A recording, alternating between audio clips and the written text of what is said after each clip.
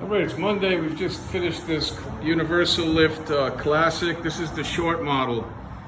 And as you can see, it's shorter than the old style by a couple of feet here.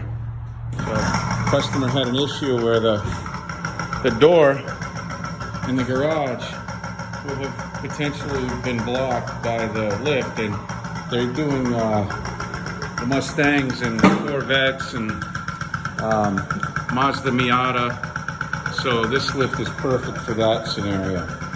And you still get the 69 inches of lifting height under the runways on this. All right, you're having a great week out there. Remember, this new lift comes with aluminum ramps, and we could potentially see a price increase next month on this. I'm pretty sure we will. So if you're out there and you're considering a service and storage lift, I'd contact Christy, and it may be the difference in a couple $100 more per lift. And we'll be updating the website before the first of the month. Hope you're having a great start to the week out there. Thanks for tuning in.